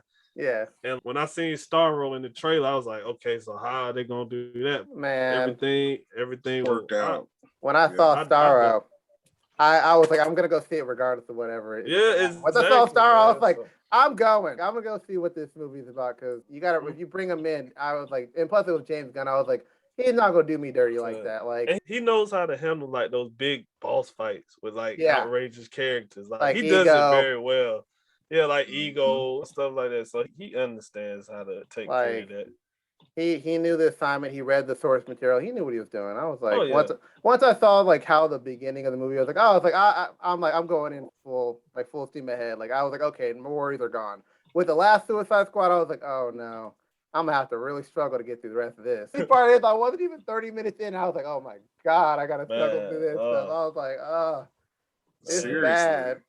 No, it's really bad, and like I think the trends with the newer DCU movies, I'm just like, guys, these movies are gonna have, besides stuff like what do you call it, Shazam, these movies are gonna have to be rated R. They're just gonna, for sure, yeah, because like I was telling Chad earlier today, when it comes to comic books were almost banned for a reason. Like they had to put a comic book code on there for a reason, because these politicians was like, these comic books are too violent and children are reading these, so we finna stop all that. So the fact that they had to come up with an actual code for comic books, that tells you if you turning this into a film, it's gonna have a degree of violence, drugs, sex, swearing, blood. It's gonna have all that, because that's comic books is that medium where it's your full imagination. There's no right or wrong. Whatever goes. Because when you have a book about a guy dressed up as a bat and he goes terrorizing villains at night, and he's literally to the point where he beats somebody so bad that in the real world they would be like in the ICU just about dead. Like you said, Chad, these movies are going to have to be rated R, and I think they're understanding that, because the Robert Pattinson Batman, rated R, this Suicide Squad movie, rated R, and even the Snyder cut, rated R. So it's like they understand. And I think that's another thing, like with the studio, WB and all that, they have more control over how they can put out their movies. And they ain't over this, and they not really, you can tell they're not really caring about toy sales and all that, because they know they're gonna make the money regardless. So exactly, it's working out in the best right now. Because if you're like dealing with like villains like the Joker, it's gotta be rated R. You cannot. You saw what you got with Suicide Squad. That was a PG-13 Joker, and it didn't work. It did not work, and nobody took that dude seriously with his whole and him being in a room with the knives around him. I was like, all right, it's terrible, bro. Like you have a character like the Joker, who in The Killing Joke, like you said, he literally shot Barbara, and then he stripped her naked, took pictures of her, kidnapped her father, stripped him naked, and showed him the pictures of his bloody shot daughter, butt ass naked. Yeah, that screams rated R, bro. Like, it's no way around it. You know what I'm saying? You can't kid friendly Joker. You can't animate it, but like you can't do if you're gonna do it like a live action. You gotta be rated R because that man is fat shit crazy. He really is. And I just want to campaign before we close out that if they bring the Joker back in this Suicide Squad like universe, I would like my boy Alan Tudyk to play him because he does the voice for the Joker on the Harley Quinn show, and he is hilarious. No, he's awesome. Yeah, he's actually awesome. He's hilarious. Because I feel like that's what would fit the direction they're going in with that. It fits it more. It does. Yeah, he would do a great job. So we just got I agree. Straight up replacing Leto. We just gonna kick him to the curb. Hell yeah. I asked a rhetorical question there because I knew the answer.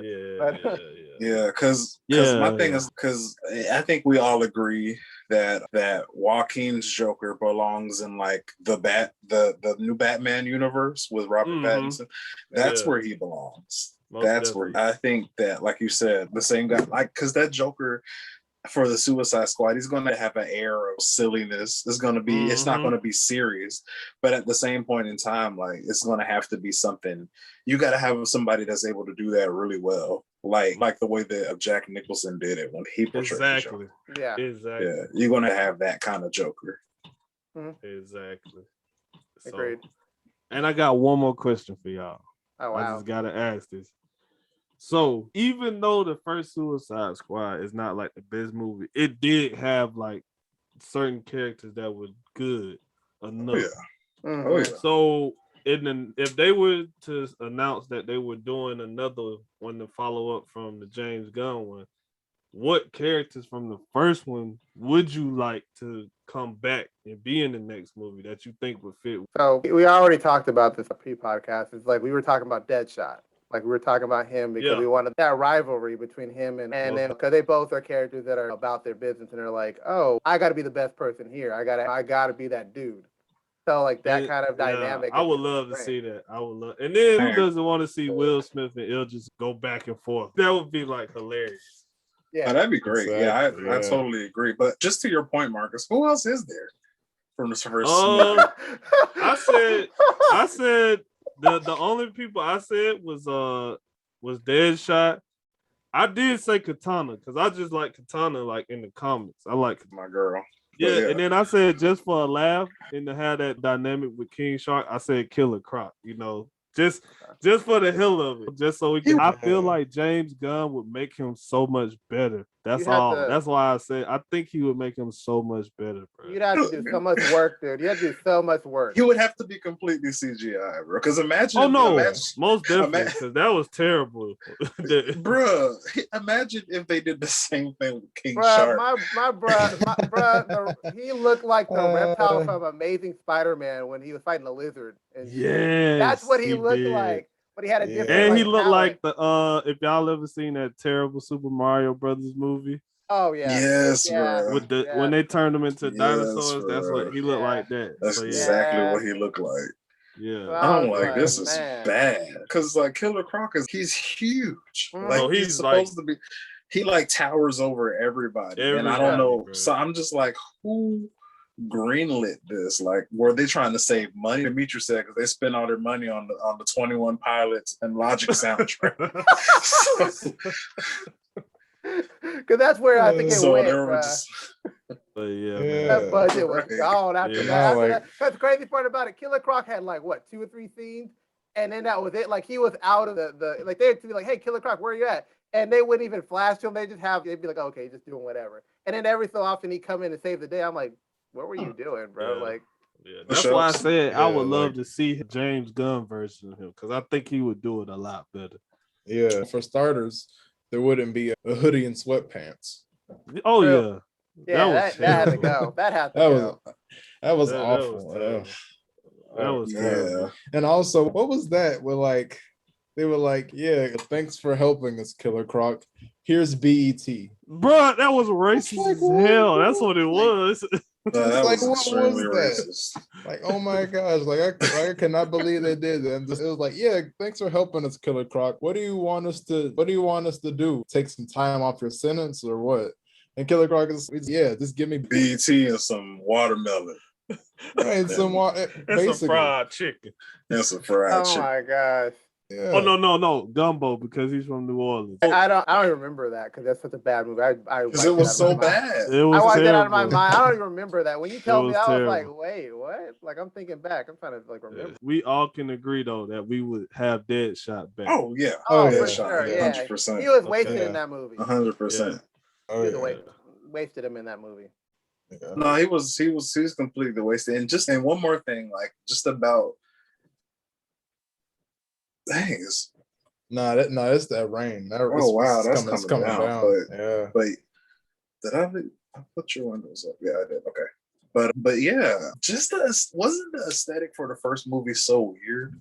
Yeah. Like was nothing. There was nothing like it just didn't look good. You know what I'm saying? Like it really good. That neon thing that we're going for. That I think it was like this. The only way I could describe it would be a neon. It was like a punk noir thing. Yeah. Like I was about to say, like some kind of like Hot Topic vibe. Or Spencer. Spencer. Spencer than what it is. That's a great way to put it. Because my friend literally, because we're talking about that, and then we talked about Birds of Prey, and they're the same vibe. It's the same vibe. And she was like, "Oh, this looks like a Spencer the Hot Topic commercial." That's what she called it.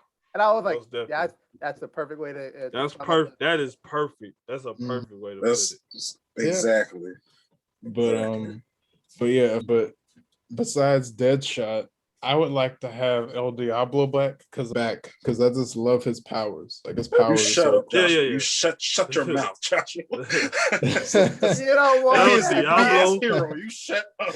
Look, bro, he's BS, but his powers are great. Like, come on. No, his powers are dope. His powers are dope. But he did have some dope. He's okay. Yeah, he's okay. Yeah. He gets a pass. But like I said, who else we got? I mean, that's it. That's why I said only Katana and Deadshot, really. The two that because Gunn rewrote like Flag and Harley Quinn's character and made them good. Because Rick Flag, I didn't care about him that much. I didn't care for him in the first. I was like, all right, dude, you have this weird relationship with Enchantress or whatever her like human form is. All right, cool. Yeah, June Moon. Yeah, I was the archaeologist.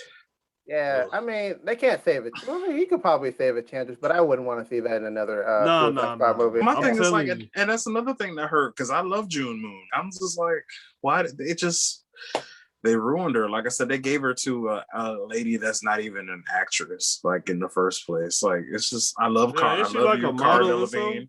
Yeah, Cara Delevingne. She's beautiful. She's awesome, funny lady, but she's not an actress. And to put her in something like that. Yeah.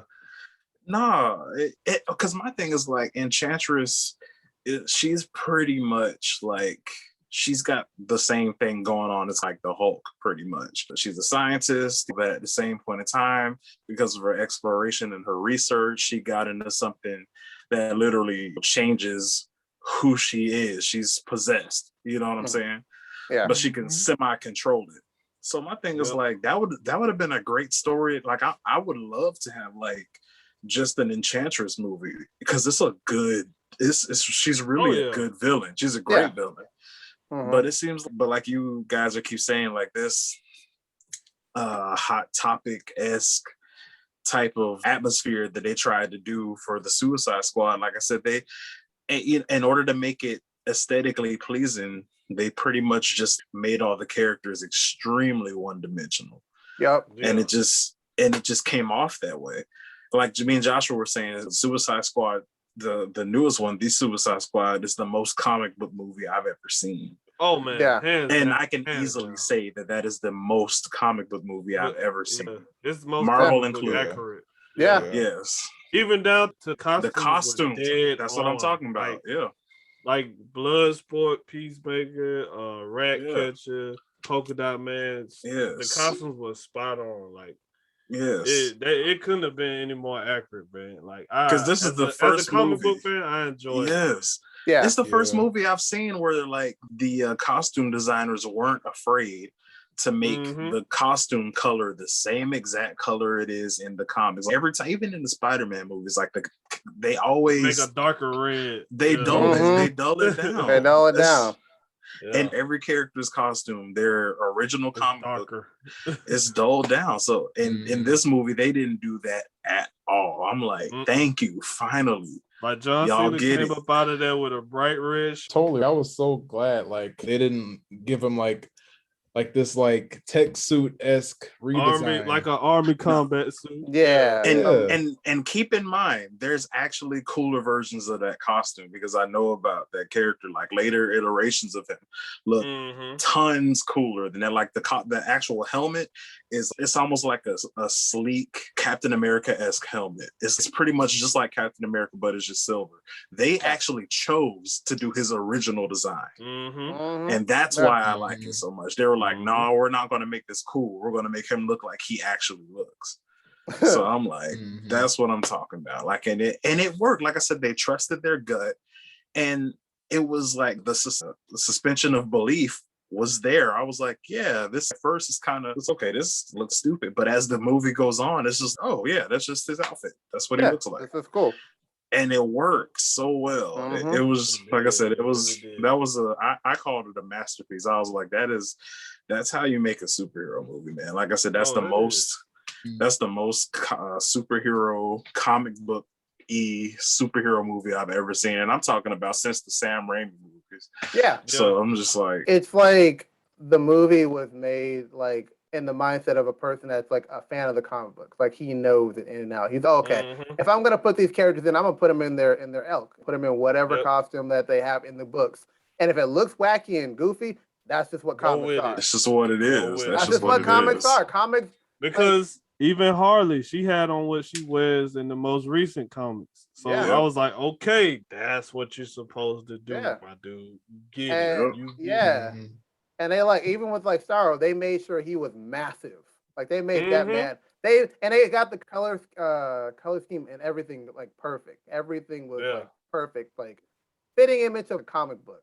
Like I have the issue where he first appeared. It looks just like it.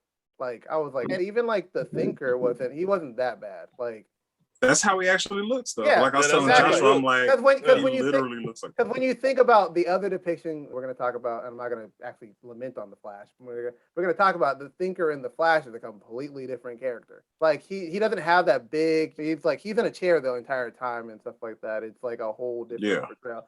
So when you compare him to that, he does look like very like different, but.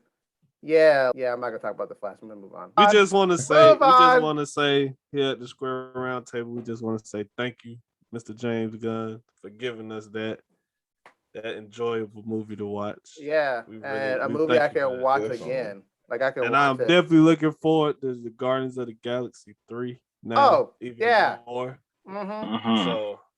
Yeah, you know what? He's a smart man. That was like his plug, like for us to get hype. He know what he doing, man. He's a very smart man. Yeah, he was like, "Oh, you want some Guardians? I'm gonna give you a little taste." Yeah, exactly. But another point, I don't know if I'm crazy or not, but I just think like superhero movies being R-rated just makes them so much better. Because I'm thinking like I put Suicide Squad 2 up there with Deadpool 1 and 2. Okay. Yeah. Exactly. And like, basically that. You can go into that playful territory with stuff like that. You have the free range and the freedom to do what you want to do. And that's even going back to one of the earliest rated R superhero films, Blade. Look how, good it did with the first film. Because they got the understanding of it's vampires. It's nothing PG-13 about vampires. So you're gonna have to slap that rated R on that. You're gonna have to slap it on there. Yeah. Yeah. So. Especially if you want like I guess you just pretty much gotta bite the bullet on whatever end, because we already know that Marvel already sold into the thing that they just want to make movies for kids, and that's what it is. You know what I'm saying? It's gonna hurt them so bad, because I swear when they drop anything for that Blade movie and I see PG, I'm totally out. I'm totally out, because I love Blade. I love Blade. So you put a PG-13 rating on a Blade movie with a great actor. That no, I'm out. Nah. You ain't with it. I ain't with it at all. I'm just trying to think about like how tonally different that movie is going to have to be if it's going to actually be a Blade movie. Like, it's not going to be able to follow the same, like, just the same film and literary style that all of the previous, including Black Panther, like all of the previous like MCU movies have followed. It's really not. So I'm trying to figure out how that's going to be. It's so weird. I don't know how they're going to do it, especially with like we talked about before in a previous podcast. I think it was like 2 podcasts where we talked about the director. Yeah, I'm not really familiar with his work as far as, so I don't really know what to expect, and I'm not excited about that. Like sometimes I could be like, oh, I don't know what to expect, and I'm like, that's pretty cool. Let's see what happens. Like I don't know what to expect. What happens. I just don't want to see what happens. I don't know what's going to happen with this movie. Don't know what you're gonna get. Like, once again, thank you, DC. Thank you, James Gunn. Yep. Thank you for making it rated R, giving us that free range, that freedom, that enjoyability.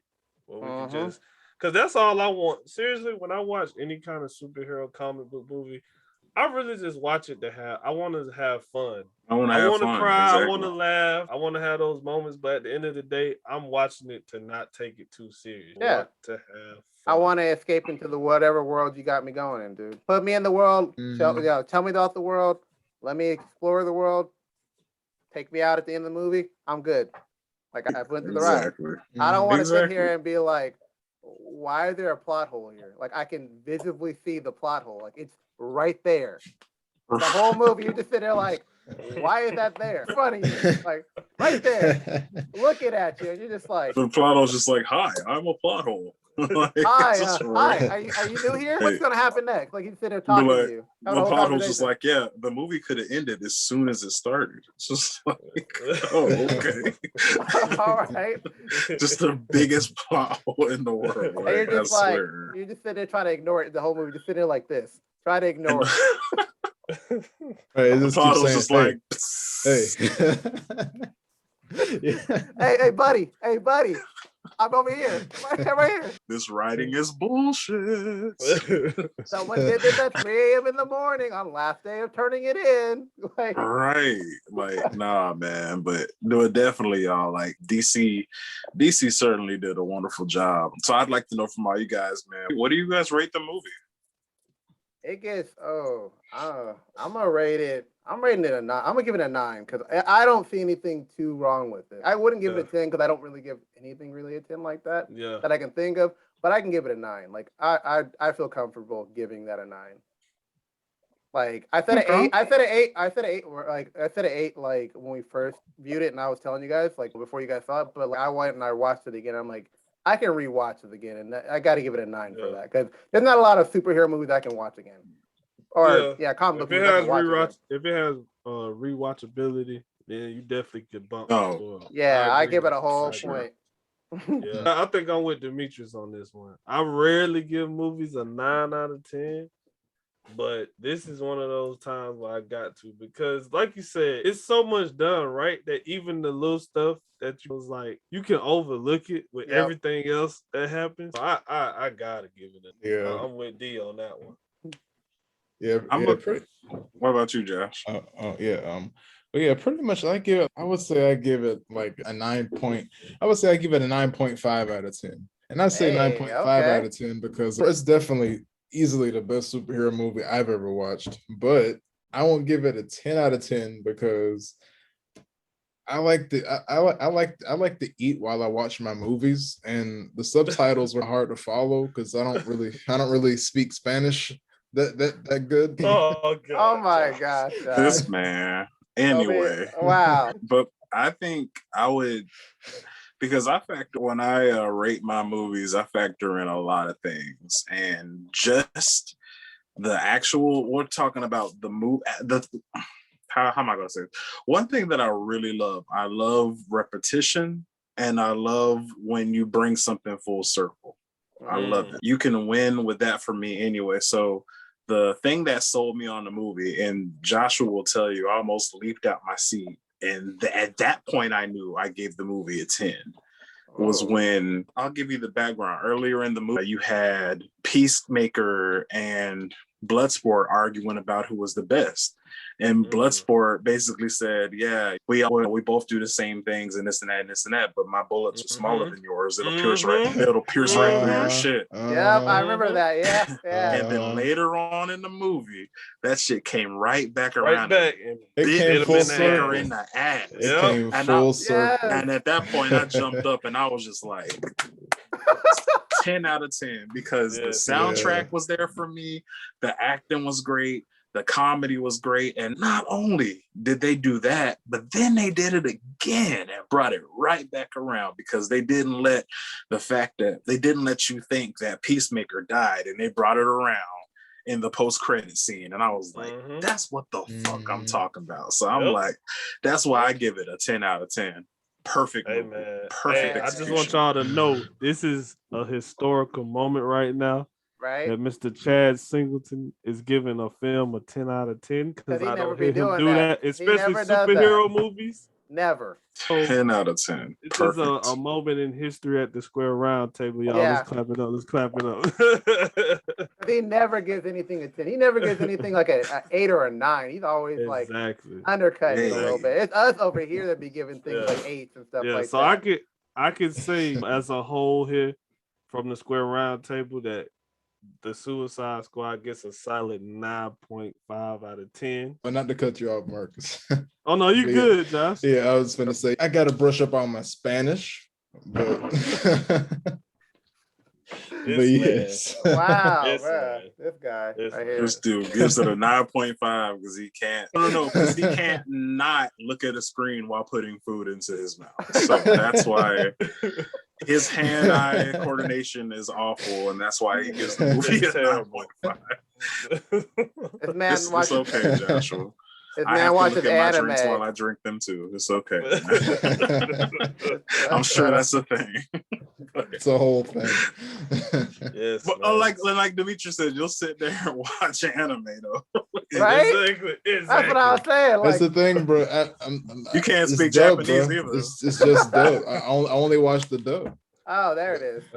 That's the whole thing. There it is. Well, we're gonna move on. Oh yeah, moving on. But either way, guys, like I said, it was, like I said, solid 9.5 from all of us. It was a fantastic movie, man. And the last thing I'll say is I'll pose a question to our viewers and listeners out there. So what did you all think of the Suicide Squad? Did you like it? Did you hate it? Comparative to the old Suicide Squad, which one do you think was better? Do you like what they improved upon? Do you think they could have did anything else? And are you excited to see another Suicide Squad? Are you excited to see the Peacemaker series? So put all that stuff, guys, in the description below. How do you feel about the rest of the cinematic universe going forward? Did this make you feel better about the universe going and the movies coming up? Did it make you feel better about the Flashpoint movie? Makes me feel a little bit better. Yes, a whole lot better, man. So I'm definitely excited to see everything that we got coming up in the DCEU. And we give Marvel a hard time. It is what it is. If you're on a winning streak for so long, sooner or later, the recipe is going to get old sooner or later. It's all that really happens is it's time for them to revamp and try something a little different. So I'm excited to see after all of this stuff happens what they do to try to spice it up a little bit and really compete, since the DCU is giving you guys a run for your money now. So, we'll definitely see what's going to happen, man. But yeah, guys, I've enjoyed it, man. It's been a great podcast, dudes. Oh, for sure. Yeah, great podcast. I enjoyed it. Totally, I loved it. Yes. Oh man, for sure. So for all of our viewers and listeners, man, if you liked anything we talked about during this podcast, or you have any other questions, or like me and Dmitri said, if you have any views on the DCU of what you like, or specifically with Suicide Squad or any other movie coming up, especially Batman and all of that good stuff, put that in the description below, guys. Yes, man. And also go check out our Instagram page right now because we got a little thing going on for this week about villains. So it'll be a couple more videos before we close out the week, but definitely go check that out. We got your heroes turned villains, your mad scientists, your just straight up diabolical villains who, are there, whatever, if y'all want to give suggestions in the comments of what y'all would like to see, we'll try to get that out there for you in the future. Just let us know what you think. So definitely go check that out. Yep. Definitely all of that good stuff. And just like every week, y'all, we are the Square Roundtable Podcast. You can catch all of our stuff on fandomlimb.com, on our website, squareroundtablepod.fandomlimb.com. And one more time, that is squareroundtablepodcast.fandomlimb.com. And also check out all of our family on that website too, guys. There's a lot of other great podcasts to check out. Some of them do a lot of nerd stuff like us. Some of them do script reviews, and some of them do video games, but it's all in the name of nerddom and geekdom, and it's all a fun time, guys. So definitely check out everything on fandomlimb.com. And one more time, that is fandomlimb, fandomlimb.com. Yep. And you can check us out on YouTube every Friday. If you like the video, smack that like button. Leave us a comment about anything that we talked about in this podcast. If you disagree with our rating, I'd love to hear the why you disagreed. And I'll be down there seeing why you disagreed and giving you my opinion. And also share the video. That'd help us a like. Hit that notification bell underneath the video so that you get notified of this video and our future videos. And follow us on social media, Instagram, Twitter, and that pesky Facebook group. I'm not gonna even go on my thing today. I'm just gonna same. It's basically that. Please follow us. Please talk to us. I'm tired of talking to my parents. Even though we love y'all. Yeah. We still love y'all. So it's all good, man. So yeah, guys, like we always do, man, let's all introduce ourselves before we close out this wonderful podcast tonight. And as always, I am your host, the host with the most, the host with toast. Okay. The bars. But yes, guys, I am Chad Singleton. Dmitri. I am Josh Singleton. And to all you freaks and geeks, I'm closing it out tonight. This is your main man, Marcus, at the Square Roundtable. Live long and prosper, baby. We out. Peace. Yeah, peace.